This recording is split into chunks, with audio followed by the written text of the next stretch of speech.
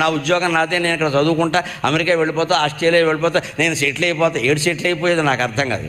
నాకు మరోలా అనుకోవద్దు. మనిషి అన్నవాడు సెటిల్ అవ్వడం శ్మశానంలోనే జరుగుతుంది, ఇంకెక్కడ జరగదు. శ్మశానానికి వెళ్ళే వరకు ఎవడు సెటిల్ అవ్వడు. సెటిల్మెంట్ అనేది మర్చిపోండి. అసలు జీవితంలో సెటిల్ అవ్వడం అర్థం లేని విషయం అండి.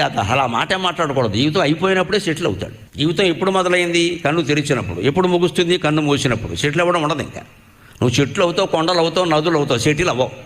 ఉద్యోగం వచ్చినంత మాత్రాన సెటిల్ అయినట్టు కాదు. వివాహం అయినంత, వివాహం అంటే సెటిల్ కాదు, షటిల్. ఇటు ఆడతారు, అటు ఆడతారు. ఇక్కడ అదే పెద్ద షటిల్ కాక అది. మీరు కొడతారు, వారు కొడతారు, వాసిపోతూ ఉంటుంది ఇక్కడ ఎడాపెడ. పెళ్ళు అని తొందరపడిపోతుంది. ఇవాళ పత్రికల్లో కూడా చూసా, వివాహం కాని యువత 23% ఉన్నారట. 50% ఉన్నా నష్టం లేదు, తొందరపడకండి. ప్రమాదం ఏం జరగలేదు ఇక్కడ.